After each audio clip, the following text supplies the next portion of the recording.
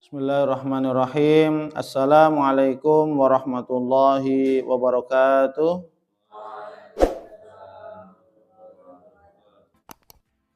Alhamdulillahirabbil alamin wassalatu wassalamu ala asyrafil anbiya'i wal mursalin wa ala alihi wa ashabihi wa man ihtada bihadihi wastanna bisunnatihi ila yaumiddin, amma ba'd.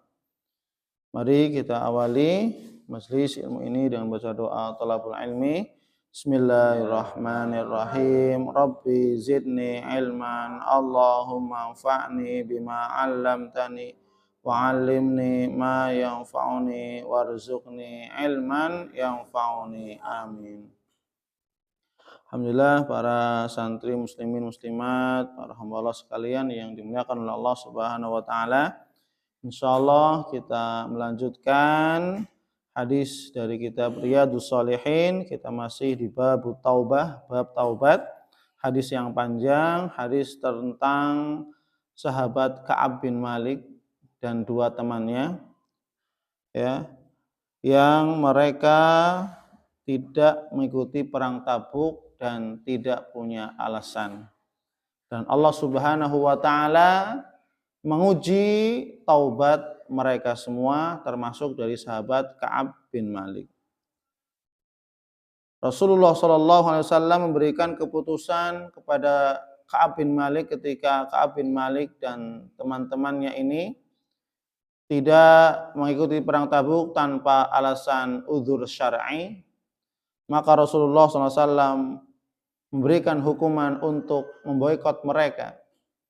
Para sahabat tidak boleh berkomunikasi, mengajak bicara kepada tiga orang ini, termasuk Ka'ab bin Malik radhiyallahu an. Kemudian di sini Ka'ab bin Malik menceritakan bagaimana perjuangan, ikhtiar, usaha agar Allah Subhanahu wa taala mengampuni dosa-dosanya. Karena at-takhalluf 'anil maidan, orang yang kabur, lari dari medan peperangan, tidak ikut jihad, padahal kewajiban baginya untuk berjihad di jalan Allah, kemudian dia tidak ikut, maka ini merupakan dosa besar. Merupakan dosa besar. Padahal dia wajib untuk berperang. Rasul sudah menyuruh, ya, kaum muslimin, laki-laki, mereka wajib perang. Tapi kemudian mereka tidak ikut perang, maka ini namanya menyelisihi perintah Rasul, ya, dari berperang, dari berjihad, maka ini merupakan dosa besar. Maka Allah Subhanahu wa taala memberikan ujian, ya, tentang perjuangan taubat Ka'ab bin Malik dan dua temannya ini. Maka Ka'ab bin Malik, ya, mengatakan sampai dia jalan ke pasar-pasar, bertemu kaum muslimin di jalanan, Ka'ab bin Malik menyapa, tapi mereka sama sekali tidak membalas sapaan Ka'ab bin Malik. Ka'ab bin Malik mengucapkan salam kepada mereka, tapi mereka tidak menjawab sedikit pun, ya. Karena para sahabat mematuhi betul, taat kepada Rasulullah sallallahu alaihi wasallam. Kemudian Ka'ab bin Malik bercerita kembali, aku pernah mendatangi Rasulullah sallallahu alaihi wasallam dan mengucapkan salam saat beliau ada di majelisnya sehabis sholat. Ya. Aku berkata dalam hatiku, apakah beliau menggerakkan kedua bibirnya untuk menjawab salamku atau tidak. Kemudian aku berusaha sholat di dekat beliau. Coba bayangkan, ya, saking, ya, beliau itu berjuang agar taubatnya diterima oleh Allah Subhanahu wa taala. Beliau itu menyapa Rasul, kemudian ingin sholat di dekat Rasulullah sallallahu alaihi wasallam. Dan aku mencuri pandang kepada beliau. Ya, ketika Rasul lihat sana, Ka'ab bin Malik lihat. Rasul nengok sini, Ka'ab bin Malik menundukkan kepala. Jadi curi-curi pandang. Kemudian jika aku mulai mengerjakan sholat, maka beliau melihatku. Tapi aku menoleh kepadanya. Tapi jika aku menoleh kepadanya, maka beliau pun memalingkan mukanya dariku. Jadi kayak gitu tadi. Kalau Nabi Muhammad nengok sana, saya melihat Rasul. Kalau Nabi Muhammad nengok saya menundukkan pandangan. Maka beliau pun memalingkan mukanya dariku. Hingga setelah terasa amat lama sikap ya kaum muslimin yang mendiamiku terhadapku, maka aku berjalan dan memanjat tembok kebun rumah Abu Qatadah. Abu Qatadah adalah anak pamanku dan orang yang paling aku cintai. Abu Qatadah adalah anak pamanku, ya, dan orang yang paling aku cintai. Berarti sepupunya, ya. Aku mengucapkan salam kepadanya. Loh, karena pintunya dikunci, ya. Bahkan saudaranya pun ikut memboikot. Kenapa? Mentaati perintah Rasulullah Shallallahu Alaihi Wasallam. Aku manjat tembok gitu ya, dengan berusaha masuk ke rumah Abu Qatadah. Aku mengucapkan salam kepadanya, tetapi demi Allah ia tidak menjawab salamku itu. Padahal menjawab salam itu wajib hukumnya. Menjawab salam itu hukumnya wajib. Tapi kenapa tidak menjawab salam? Karena lebih wajib mentaati Rasulullah Shallallahu Alaihi Wasallam. Kenapa? Karena Ka'ab bin Malik sedang dihukum oleh Rasulullah Shallallahu Alaihi Wasallam. Ya, maka sahabat Abu Qatadah lebih taat kepada perintah Rasul, mentaati Rasul lebih wajib. Ya. Kemudian aku berkata kepadanya, wahai Abu Qatadah, aku hendak bertanya kepadamu karena Allah, apakah engkau mengetahui bahwa aku ini mencintai Allah dan Rasulnya Sallallahu Alaihi Wasallam? Kemudian Abu Qatadah diam, ya, dan aku pun bertanya lagi berkali-kali, apakah engkau mengetahui bahwasanya sesungguhnya aku itu cinta Allah dan Rasulnya gitu. Aku cinta kepada Allah dan Rasulnya gitu, ya. Namun sahabat Abu Qatadah tetap diam saja, tidak menjawab sedikit pun, tidak mengeluarkan sepatah kata. Akhirnya aku bertanya sekali lagi, dan ia menjawab, Allah dan Rasulnya yang lebih tahu tentang hal itu. Ya, maka mengalirlah air mataku, menangis, lalu aku beranjak pergi dan memanjat tembok kembali. Karena masuknya manjat tembok, ketika keluar pun manjat tembok. Ya, ketika aku berjalan di pasar Madinah, tiba-tiba ada seorang yang lusuh dari negeri Syam. Dari negeri apa? Syam. Ya, yang datang dengan membawa makanan untuk dijual di Madinah. Orang itu berkata, siapakah yang bisa menunjukkan kepadaku di mana yang bernama Ka'ab bin Malik? Ya, mana yang bernama Ka'ab bin Malik? Orang-orang menunjuk ke arahku, sehingga orang itu pun mendatangi tempatku, kemudian menyerahkan sepucuk surat dari Raja Ghassan, Raja Syam, ya, Raja Syam, ya. Aku memang orang yang dapat menulis, karena Ka'ab bin Malik sahabat yang dapat menulis, ya. Maka surat itu pun aku baca, dan ternyata isi surat itu adalah isi surat dari Raja Ghassan, ya. Kami mendengar bahwa sahabatmu, maksudnya Nabi Muhammad, dari Raja Ghassan mengirim surat kepada Ka'ab bin Malik, ya. Raja Ghassan mengirim surat kepada Ka'ab bin Malik, yang isi suratnya adalah, kami mendengar bahwa sahabatmu, yaitu Nabi Muhammad, telah mendiamkanmu. Jadi tahu.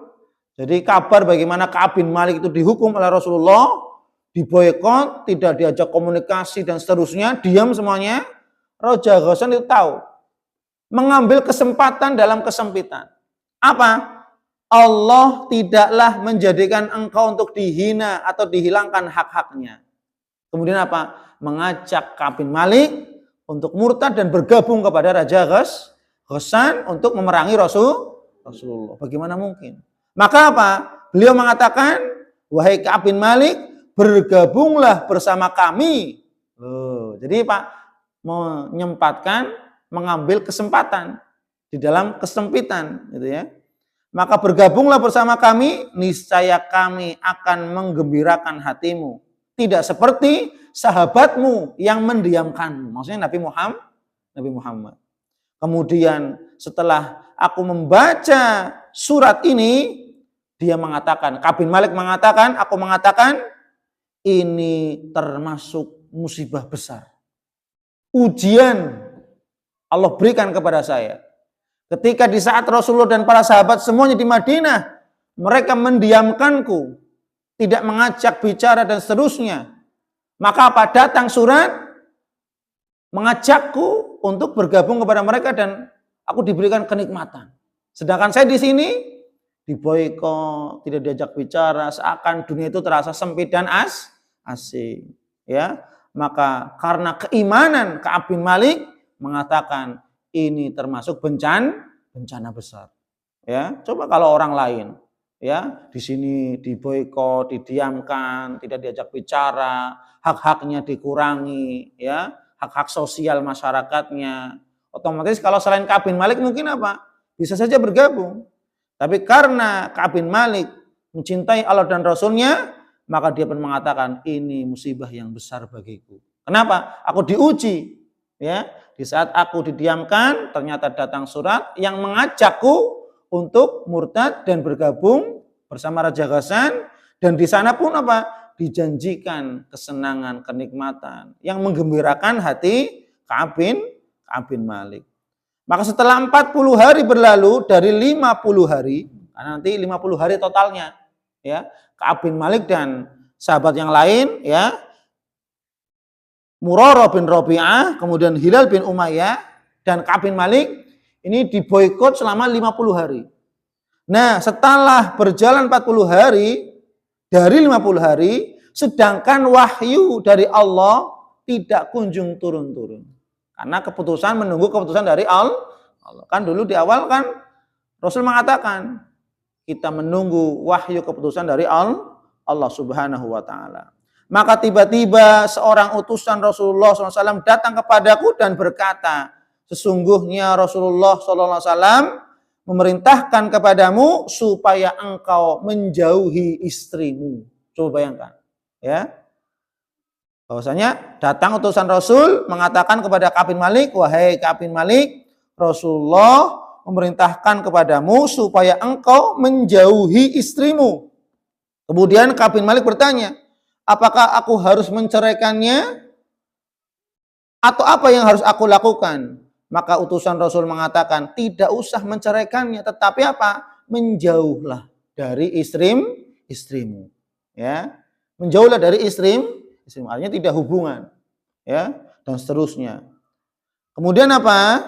Ya, jangan sekali-kali engkau mendekati istrimu. Nah, ini pesan Rasul, ya. Rasulullah SAW juga mengirim utusan kepada kedua sahabatku tadi, Murarah bin Rabi'ah dan juga Hilal bin Umayyah. Untuk apa? Mereka berdua jangan mendekati istri-istri mereka. Ya. Lalu aku berkata pada istriku, pergilah ke tempat keluargamu, orang tuamu, dan beradalah di sisi mereka sehingga Allah memutuskan peristiwa ini. Coba bayangkan, Ka'ab bin Malik siap menerima, tetap taat. Meskipun dalam kondisi dihukum, Ka'ab bin Malik tetap taat kepada perintah Rasulullah Shallallahu Alaihi Wasallam. Ini begitu taatnya para sahabat. Meskipun dalam kondisi dihukum oleh Rasul, Ka'ab bin Malik tetap taat.